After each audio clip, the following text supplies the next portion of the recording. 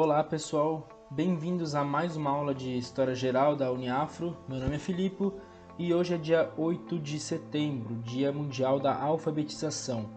Bom, como nas últimas aulas nós vimos a respeito de grandes navegações e um pouco do sistema colonialista, do mercantilismo, do ideal colonialista, na matéria de hoje nós vamos ver a respeito dos impérios pré-colombianos. Bom, então, a aula 12 da...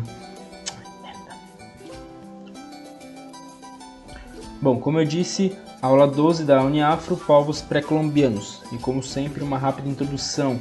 Os povos pré-colombianos são chamados aqueles povos que viviam na América logo antes da chegada de Cristóvão Colombo, que é o que eu expliquei na matéria de grandes navegações. A partir do momento em que Colombo chega na América, esses povos acabam sendo colonizados pelos espanhóis. Podemos dividir a colonização da América em dois, a espanhola e a portuguesa. A portuguesa eu não vou adentrar muito aos povos pré-portugueses, que são chamados de pré-cabralinos. Esses povos eu não vou entrar neles porque é mais da matéria de história do Brasil, mais da parte de indígenas brasileiros. Eu vou entrar mais na parte da América hispânica, da América espanhola, onde tem três grandes povos, os incas, astecas e maias. Aqui na introdução eu coloquei mais alguns, como os aimaras, os ticunas, os nazcas. Esses outros povos não tiveram tanta importância, por isso eu não vou passar eles para vocês, até porque não cai muito nos vestibulares esses outros povos. Então nós vamos aprender a respeito dos três mais importantes. Antes de começar a matéria, a gente acabou não passando a parte de pré-história, porque ela não tem grande importância nos vestibulares e porque a gente não tinha tempo hábil para isso. Então eu vou só falar como os seres humanos chegaram na América, algumas teorias de como eles chegaram. Existem duas teorias principais. A única certeza que a gente tem é que o ser humano surgiu na África e a partir dali ele se espalhou pelo mundo. Tanto é que aqui no mapa parece que ele saiu da África, se espalhou pela Europa, pela Ásia, Sibéria e Oceania. A questão é, como foi que ele chegou na América, sendo que a América está isolada dos outros continentes? Ela está isolada, separada pelo Oceano Pacífico e pelo Oceano Atlântico. Então existem duas grandes teorias para isso.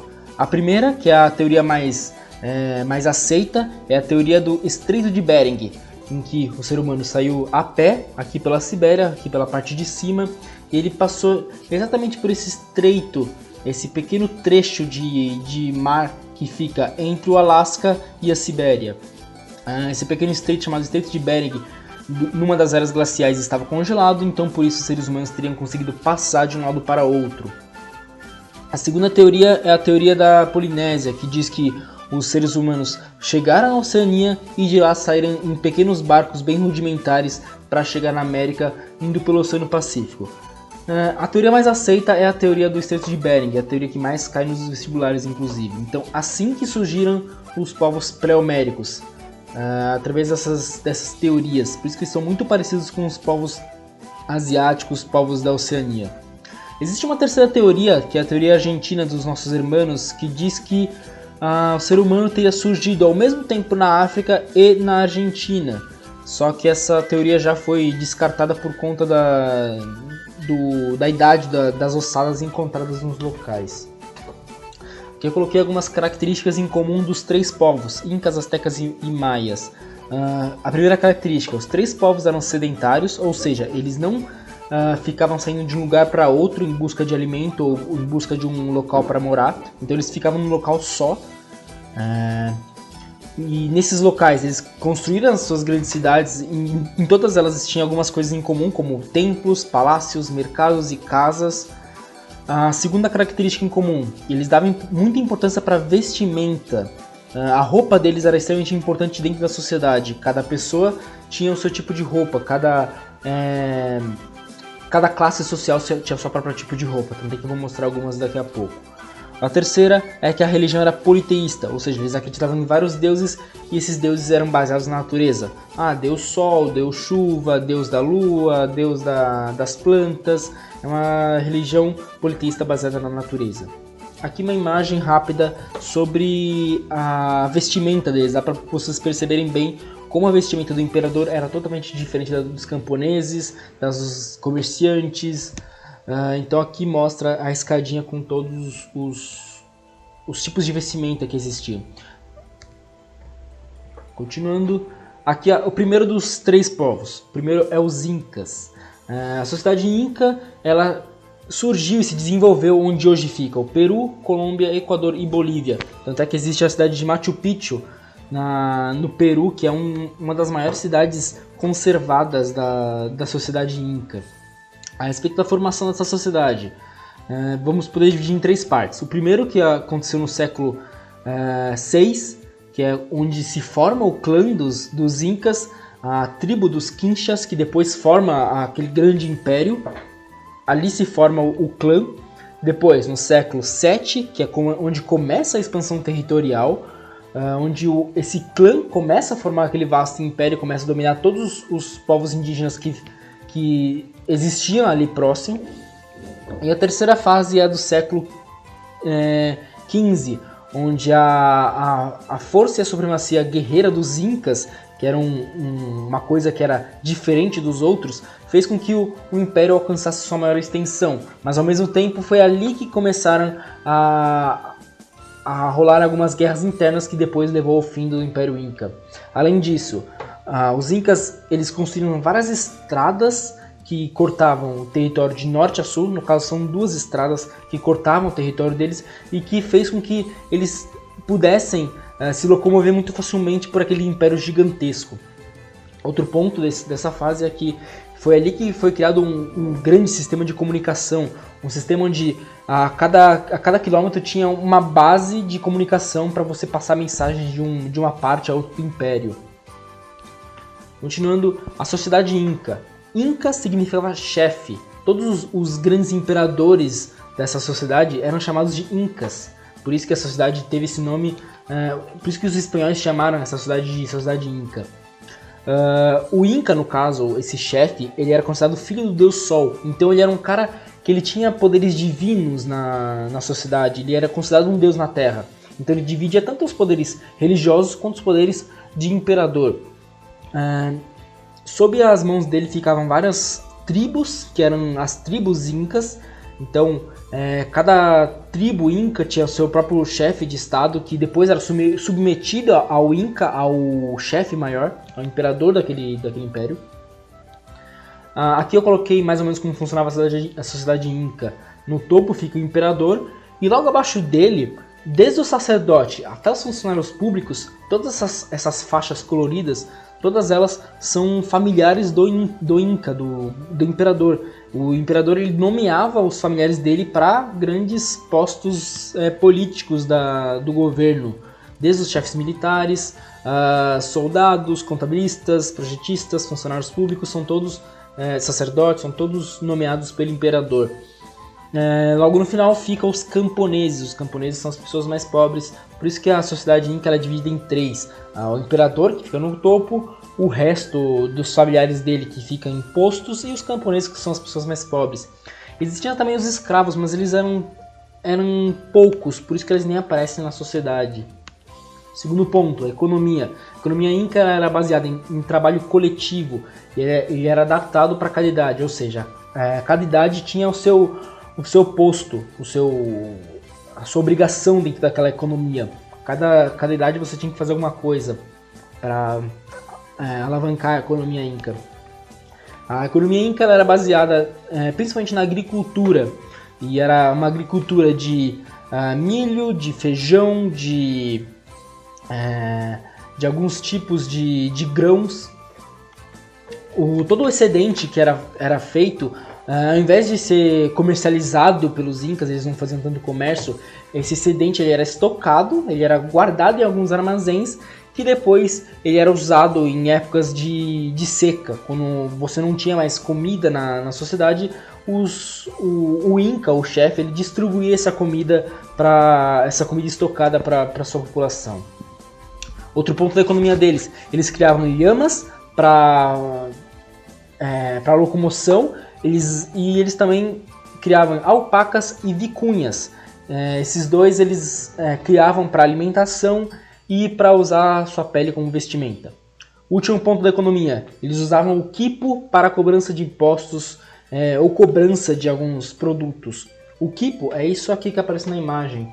São cordinhas onde aparecem vários nós. Então o cobrador de impostos, ele amarrava um nó ou soltava um nó dependendo se a pessoa estava devendo um imposto ou tinha pago algum imposto. Continuando, a cultura dos Incas. A cultura dos Incas, ela era principalmente a parte mais importante da cultura Inca que nós temos até hoje em dia, é a parte da arquitetura e da engenharia. Eles são muito bons para essa parte da matemática de arquitetura e engenharia. Tanto é que eles construíram grandes palácios, que existem até hoje, casas, templos, fortalezas, pontes, túneis, estradas, canais, arquedutos. Eles tiveram uma grande construção naquele vasto império. Segundo ponto da cultura Inca, eles não tinham escrita, eles passavam as sua cultura através de lendas faladas ou através de desenhos. Eles não tinham uma escrita, umas letras como a gente conhece hoje em dia e como tinha em outros povos da época. Terceiro ponto da cultura Inca importante, todas as divindades elas recebiam oferendas, tanto de comida como sacrifícios humanos. E as pessoas que eram sacrificadas, elas eram a favor disso. Era visto como uma grande honra ser sacrificado pelos deuses na cultura Inca. Tanto é que na cultura Inca tinha aquele jogo de futebol que você tinha que acertar aquele aro, e o time perdedor seria sacrificado. Era um tipo de oferenda também. Bom, o Império Inca chegou ao fim em 1571, só que um pouco antes do fim do Império, existiam alguns pontos que são importantes. O primeiro, algumas guerras internas estavam acontecendo no Império Inca, vários povoados estavam em guerra com o imperador, que eram chamados de rebeldes no caso. O segundo ponto, os espanhóis chegaram naquele império, e com a chegada dos espanhóis, eles começaram a fazer comércio e depois eles tentaram dominar aquele povo. De início eles não conseguiram dominar os Incas, então eles tiveram que fazer algumas alianças com aqueles rebeldes que estavam em guerras civis dentro do Império. Com essas alianças, o Império chega ao fim em 1571, virando uma nova colônia espanhola. Bom, seguindo o segundo grande império de hoje, os Maias. A sociedade Maia ela é mais complicada de se aprender porque a gente sabe muito pouco a respeito dela.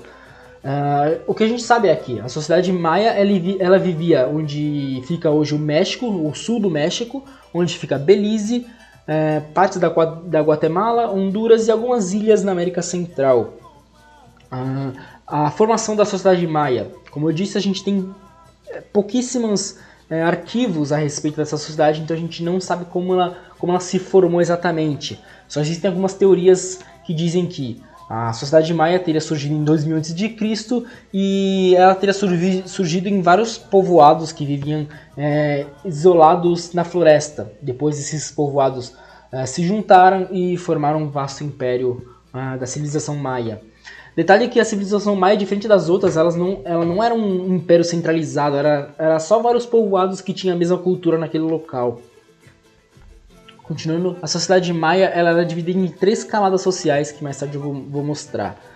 A sociedade Maia, a política dela, ela era dividida em cidades e estado. Era aquelas cidades e estados que eu ensinei na Grécia Antiga, por exemplo. Cada cidade tem o seu próprio governo central, cada cidade tem sua própria política, leis, língua, seu próprio deus protetor. Na sociedade Maia era igualzinho. Mais um ponto. O chefe de governo de cada cidade ele era assessorado por um conselho, que geralmente era um conselho de anciões. E ele também nomeava várias pessoas para postos de governo para ajudar ele a governar aquela cidade de estado. Então, como eu disse, existiam 3 camadas sociais. A parte principal, que era dos nobres, onde ficavam os chefes de estado, os chefes guerreiros e a parte da administração pública, os caras que eram nomeados pelo chefe de estado. Segundo ponto, ficavam os sacerdotes, que eram quem cuidava da religião e da cultura. Além disso, além dos sacerdotes, nesse segundo ponto, também ficavam os nobres, as pessoas mais ricas da sociedade. E por último, os cidadãos livres, que era a maioria da população. camponeses, artesãos, comerciantes, e eram eles quem pagavam os impostos e que serviam depois como militares do exército dos maias. Detalhe que os maias não tinham um exército tão grande, tanto é que eles não fizeram um grande império, e mais tarde eu vou comentar sobre isso. Segundo ponto, a economia. Ela era baseada na agricultura de milho, algodão, cacau e ágave. Ágave eu vou mostrar mais tarde o que é. A economia dos maias também era baseada em caça, pesca e artesanato, na troca e venda de produtos desse tipo. Terceiro ponto, na sociedade maia não existia propriedade privada, ou seja, as pessoas não tinham sua própria terra. Existia uma terra do rei, do imperador. O imperador tinha e era dono de todas as terras dos maias, e ele pegava e ele autorizava aos camponeses a utilizarem essas terras de vez em quando para poder produzir a agricultura, mas eles não tinham uma propriedade privada, uma propriedade apenas deles. Que é como eu disse aqui, tem o quarto ponto é a parte dos direitos e dos deveres. Entre os direitos estava que eles podiam usar alguns campos para poder fazer suas atividades econômicas. Entre os deveres estava que de tempos em tempos, assim como acontecia com os egípcios, o imperador chamava alguns camponeses para trabalhar para o imperador, para a construção de templos, estradas, casas e coisas do tipo.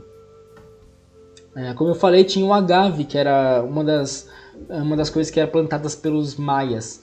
E no caso, esse aqui é uma foto de uma agave, que é uma plantinha que nós temos aqui no Brasil, inclusive. Essa plantinha ela acaba formando um melzinho que depois eles acabam produzindo para alimentação. Bom, a respeito da cultura dos maias. Primeiro, eles desenvolveram um dos primeiros sistemas de escritas da América.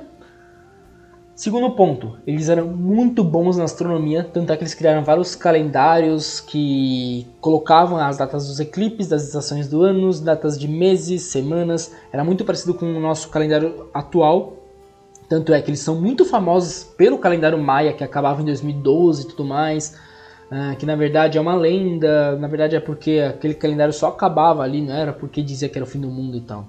Terceiro ponto é que os maias eles acreditavam que o destino da humanidade era regido pelos deuses. Os deuses decidiam até onde ia a vida de uma pessoa, o que aconteceria na vida de uma pessoa. A respeito do fim do Império Maia, primeiro, no século IX, que começou um declínio desse império, muito antes do Império Inca, por exemplo. Então essa civilização começou a declinar bem lentamente para só terminar no século 13, 14 mais ou menos.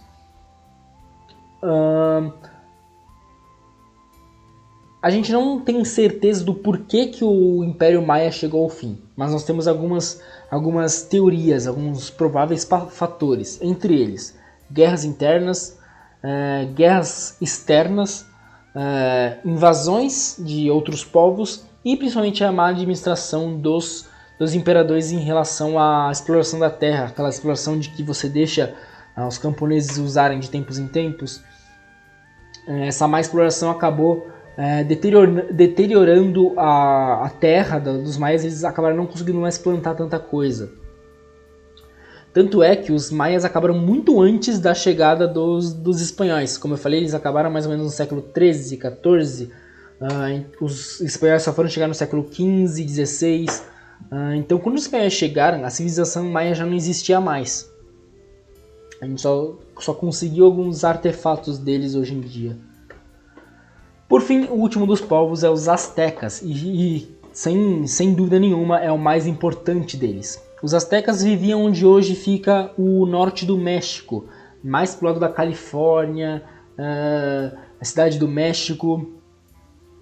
Tanto é que eles surgiram na Califórnia, aqui está a parte da formação deles. Eles surgiram na Califórnia e foram se espalhando por aquele território até chegar onde hoje fica o México. Segundo ponto, no século 17, que eles começaram a ocupar o Planalto Mexicano. Quer dizer, eu acho que esse número está errado, acho que na verdade seria o século 12. Eles começaram a ocupar o Planalto mexicano e começaram a se expandir para aquele vasto território. Em 1325, que eles se estabeleceram no centro do México e formaram a sua cidade de maior importância. Se tiver algum aluno meu do segundo ano assistindo esse vídeo, a aposta a respeito da cidade capital deles não está mais valendo. A cidade deles se chama Tenochtitlan. A respeito da sociedade asteca. A sociedade asteca também, assim como a sociedade maia, ela era dividida em 3 castas, em três fases. E ela era muito mais rígida do que na sociedade asteca, na sociedade inca, na sociedade maia. Ela era extremamente rígida. Você não podia mudar de casta nem com riquezas. Mais tarde eu vou mostrar as 3 castas. O imperador ele era considerado um semideus, ele era considerado um filho de Deus na Terra. Ele não tinha os mesmos poderes de um deus, mas tinha sua divindade. O terceiro ponto, os astecas eles construíram um império gigantesco, tanto é que no império deles tinha mais de 500 cidades, e dentro dessas cidades tinham mais de 15 milhões de habitantes. Era mais ou menos a população de Londres da época, era maior do que a população de Londres da época. Aqui eu coloquei uma imagenzinha com a sociedade asteca. No topo ficava o imperador, logo abaixo dele vinham os guerreiros, sacerdotes e funcionários públicos, e dentro dessa parte também ficavam os nobres, e por último vinham os Maceluali. Os Maceluali são os camponeses, eram pessoas que trabalhavam tanto na agricultura quanto no artesanato nas grandes cidades. E também nessa faixa estavam os escravos, que geralmente ou eram escravos de guerra ou eram escravos através de dívidas. Bom, a respeito da economia, a base da economia era agricultora, ela era baseada em milho, amendoim, tomate, cacau, feijão, abóbora, pimenta, melão e abacate. Muita coisa. Segundo ponto, eles, além da base econômica da agricultura, eles completavam suas atividades econômicas com artesanato e comércio, que era uma parte bem intensa. O comércio das astecas era muito maior do que nos incas e nos maias. Tanto é que os espanhóis acabaram se aproveitando dessa parte do comércio. Terceiro ponto. Como não existia dinheiro, eles não tinham como... Eles usavam outra coisa para poder fazer esse comércio. No caso, era o cacau. Quanto mais cacau uma pessoa tinha, mais rica ela era. Então eles davam valores às coisas através de cacau. E detalhe para o cacau que eu coloquei uma pequena imagenzinha. Os astecas foram os inventores do chocolate. Aqui eu coloquei uma chargezinha deles trocando chocolate em troca de produtos. Então eles que foram os inventores do chocolate que mais tarde foi espalhado na Europa pelos espanhóis. A respeito da cultura asteca. Primeiro ponto. A arquitetura era a parte de maior expressão deles. Eles tiveram grandes construções, principalmente de templos, mas além disso, eles tinham técnicas avançadas na construção de palanques, rampas de transporte, isso já era uma coisa muito à frente do seu tempo, represas e obras de irrigação. Todas essas grandes obras, elas eram muito boas. Tanto é que os europeus acabaram usando muito dessas técnicas avançadas dos astecas para obras na Europa. Segundo ponto da cultura asteca, eles dominavam muito a escrita pictórica. É uma escrita que eles inventaram e que era baseada em desenhos de objetos e algumas figuras, além de algumas letras, algumas formas que eles criaram. Terceiro ponto, eles possuíam profundo conhecimento de medicina, matemática e astronomia. Tanto é que o calendário deles é exatamente de 365 dias, com 12 meses, com semanas de 7 dias, era um calendário muito parecido com o nosso. Bom, o Império Azteca ele veio ao fim em 1521. Eles acabaram sendo derrotados pelo conquistador espanhol Cortés. Tem uma grande história a respeito de uma traição de uma das filhas do imperador que ela tinha dado de presente para o Cortés. É uma história bem interessante que eu posso até colocar um texto no Classroom para vocês lerem depois. O segundo ponto a respeito do fim do Mistério é que, entre as táticas que os espanhóis usavam, não só nos astecas, mas também nos incas, estava a utilização de alguns cobertores. Eles davam cobertores de presente para os povos astecas, e nesses cobertores vinha a varíola. Então eles passavam a doença dentro do império para a doença se espalhar e matar o máximo de gente possível. Bom, assim termina a aula de hoje. Aqui, ao invés de colocar uma frase para a gente refletir, eu resolvi colocar um provérbio asteca. Eu não vou tentar falar esse provérbio, que eu não vou passar essa vergonha pública. Então eu só coloquei aqui a tradução do provérbio. Primeiro você viajará por todos os caminhos desse mundo antes de se encontrar. Ela me lembra muito aquela frase grega que é conheça-te a ti mesmo. Conheça-te a ti mesmo que terás o poder de conhecer os deuses e o universo. Ela me lembrou muito essa frase. Eu achei muito interessante esse provérbio asteca para terminar a aula de hoje. Então é isso. Muito obrigado para quem assistiu até hoje. Como sempre, aqui estão os meus dados para qualquer dúvida. E até semana que vem.